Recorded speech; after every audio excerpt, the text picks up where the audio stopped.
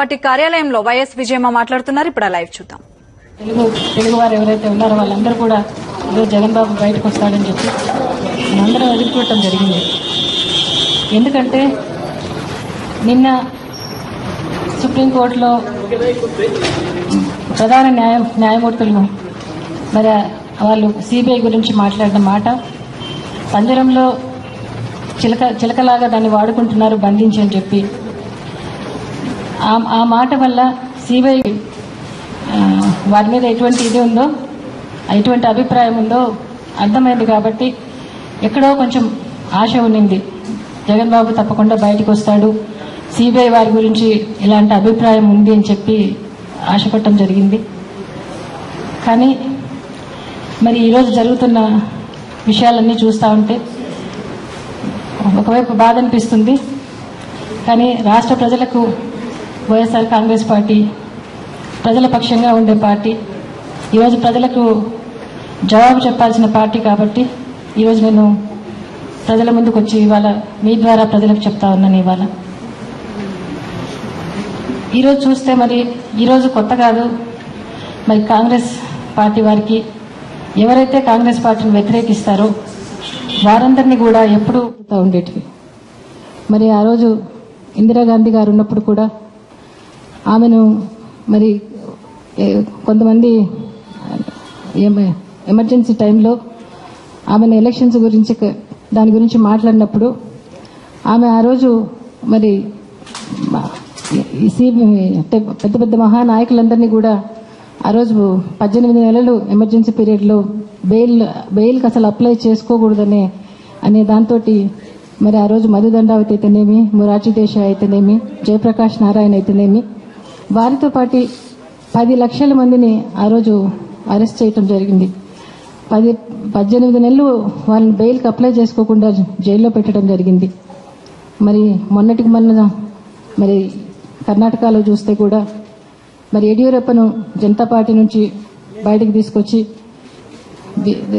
BJP నుంచి బయటికి తీసుకొచ్చి మరి ఆయన సపరేట్ పార్టీ పెట్టించి మరి ఈ విధంగా బీజేపీని ముక్కలు ముక్కలుగా చేసి కాంగ్రెస్ రాజకీయం చేసి ఈరోజు కర్ణాటకలో ఈరోజు ఈ పరిస్థితి చూస్తా ఉన్నాం. ఇవాళ కాంగ్రెస్ ఎలా వచ్చిందని చెప్పి కేసులు పెట్టించి ఇలాంటి ప్రయత్నాలన్నీ కూడా మన రాష్ట్రంలో కూడా జరుగుతూ ఉన్నాయి.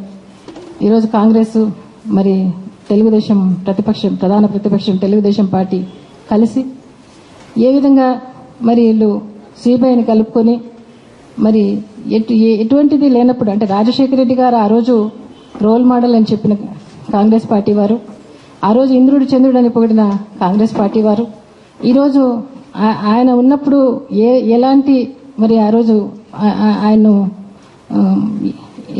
ఎలాంటి పొగిడిన వారు ఎలాంటి ఆయన మీద అభియోగం చేయలేదు ఆ రోజు ఆయన సీఎంగా ఉన్నప్పుడు, ఆయన ఉన్నంతకాలం. మరి ఈరోజు ఆయన పోయిన తర్వాత ఈరోజు రాజశేఖర రెడ్డి గారు ఎఫ్ఐఆర్లో దోషిగా పెట్టడం అయితేనేమి, మరి ఎలాంటి జగన్ బాబుకు సంబంధం లేని జగన్ బాబును ఆ రోజు రాజశేఖర రెడ్డి గారు సీఎంగా ఉన్నప్పుడు మరి ఆయనకు సంబంధమే లేదు, ఆయన బిజినెస్ చేసుకుంటా ఉండే వ్యక్తి, బెంగళూరులో ఉన్న వ్యక్తి, ఆ రోజు ఎంపీ కాదు, ఎమ్మెల్యే కాదు, మరి ఆఫీసర్ కాదు, మినిస్టర్ కాదు. మరి అటువంటి ఆయన్ను కోర్టుకు పోయి కోర్టు ద్వారా తెచ్చుకొని మరి ఆ రోజు సిబిఐ చేసిన చర్యలు కూడా మనం బాగా తెలుసు. 24 గంటల్లో 28 టీములు పెట్టి ఆ రోజు జగన్ బాబుకు సంబంధించిన వారందరి మీద కూడా రైడ్లు చేయడం జరిగింది. మరి ఈరోజు అదే చంద్రబాబు నాయుడు గారి మీద వచ్చినప్పుడు మరి సిబిఐకి సిబ్బంది లేదని చెప్పి ఆయన ఎంక్వైరీ చేయకపోవడం, ఇవన్నీ కూడా అంటే కలిసి పనిచేస్తున్నారు అనేది చాలా మనం గమనించాల్సింది.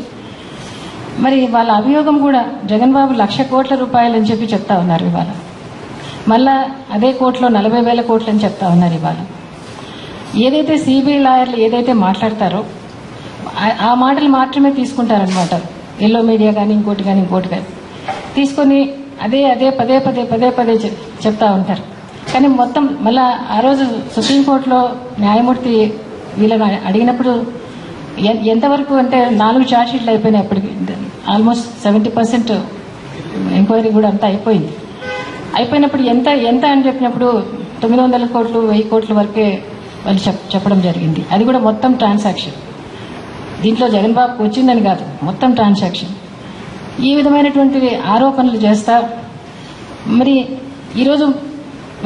ఈరోజు కాంగ్రెస్ వారైనా కూడా, ఈరోజు మరి ప్రధాన ప్రతిపక్షం వారైనా కూడా, ఎవరైనా సిబిఐ కూడా ఈరోజు అంటే ఎలాంటి నిర్ణయాలంటే చంద్రబాబు గారు మూలమైన ఆయన ఎలాంటి చర్యలు తీసుకోరు.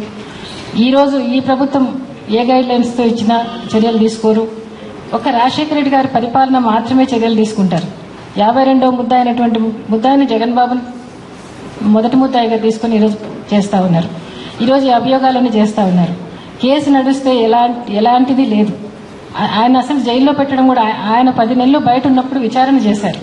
విచారణలో ఎటువంటిది తేలలేదు. ఆ రోజు బై ఎలక్షన్ వచ్చిందని చెప్పి ఆ రోజు అదే పనిగా ఆయన లోపల ఉంటే మంచిదని చెప్పి ఆయన లోపలికి పెట్టారు. అది కూడా విచారణ కోసం అని చెప్పి తీసుకెళ్లారు. ఎందుకంటే ఆయన పార్టీ ప్రెసిడెంట్ అని, మరి ఒక ఎంపీ అని, సాక్షులను ప్రభావితం చేస్తాడని ఆయన లోపల పెట్టడం జరిగింది.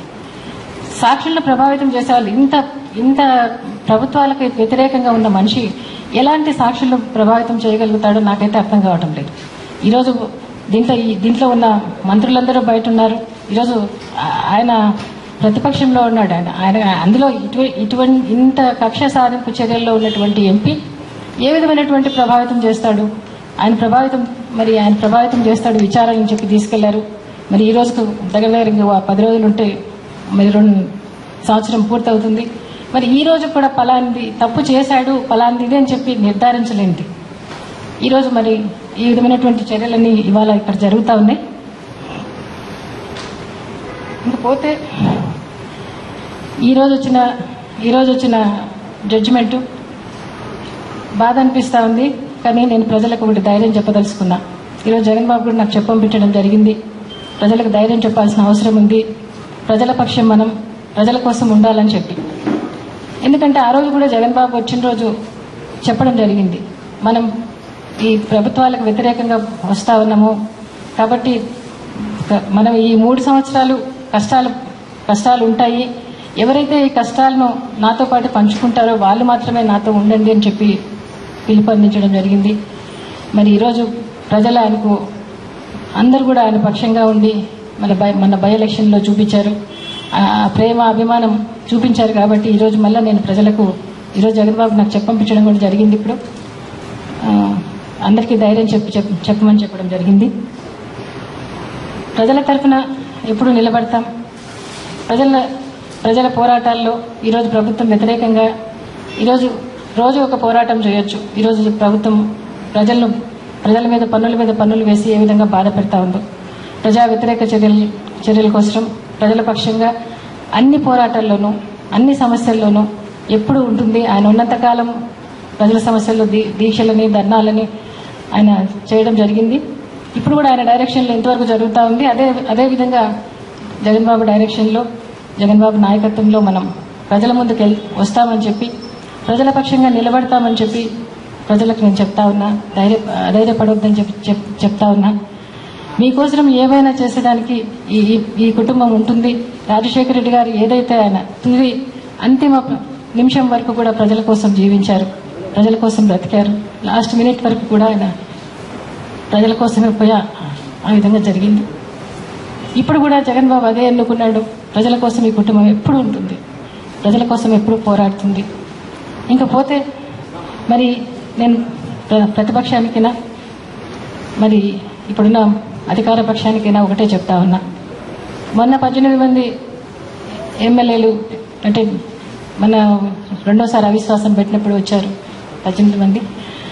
ఆ ఎమ్మెల్యేల మీద బై ఎలక్షన్కి వచ్చిన రేపు పంచాయతీ ఎలక్షన్స్ రాబోతా ఉన్నాయి. మరి స్థానిక సంస్థల ఎలక్షన్స్ రాబోతా ఉన్నాయి. దానికైనా జనరల్ ఎలక్షన్కైనా మేము సిద్ధంగా ఉన్నాం. ఈ పార్టీ అన్ని రకాలుగా కూడా ముందుకెళ్తుంది. ప్రజలందరికీ కూడా నేను విజ్ఞప్తి చేస్తా ఉన్నా, మనం అన్నిటికీ ముందుండి మనం పోరాడదాం. మన ముందు చాలా సమస్యలు ఉన్నాయి. మన ముందు చాలా మనం ఈ ఎలక్షన్స్ అయితేనేమి, ఇంకోటి అయితేనేమి, ఏ దాంట్లో కూడా జగన్ బాబు వచ్చేంత వరకు, ఆయన వచ్చిన తర్వాత ఆయన ముందు నాయకత్వం తీసుకొని ముందుకు నడుస్తాడు.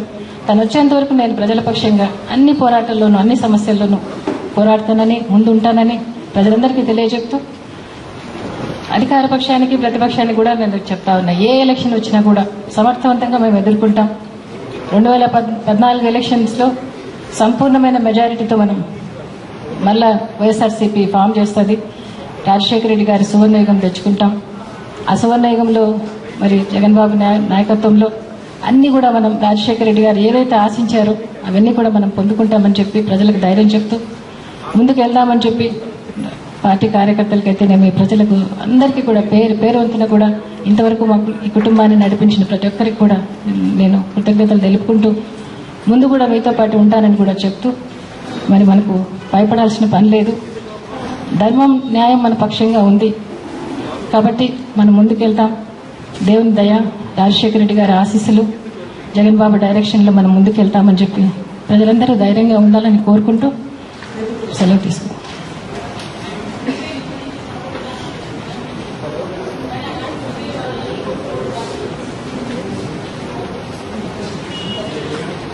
ఓటు తీర్పు తప్పని చెప్పట్లేదమ్మా. ధర్మం న్యాయం ఉంది మన పక్షంగా. కోర్టులు కూడా న్యాయాధిపతులు కూడా ఇది బెయిల్ కేసేమ్మా. ఇది నడుస్తూ ఉండేది బెయిల్ కేసే, పూర్తి కేసు కాదు. దీంట్లో సిబిఐ అభియోగాలు చేస్తూ ఉంది అంతే. ఇది పూర్తి కేసు నడిచినప్పుడే ధర్మం ఏంటి న్యాయం ఏంటనేది కోర్టులో కూడా అర్థమవుతుంది బాగా. తప్పకుండా అన్ని విధాల న్యాయాధిపతులు చేస్తారని నేను చెప్తా ఉన్నా. న్యాయం ఎక్కడ, న్యాయాధిపతులు ఎక్కడ చెప్పలేదు కదా. నేను సిబిఐ గురించే మాట్లాడటం జరిగింది. తప్పకుండా నిజాలు న్యాయాలు తెలుసుకుంటాయి కోర్టులు, న్యాయాధిపతులు తప్పకుండా తెలుసుకుంటారు. న్యాయం గెలుస్తుంది తప్పకుండా.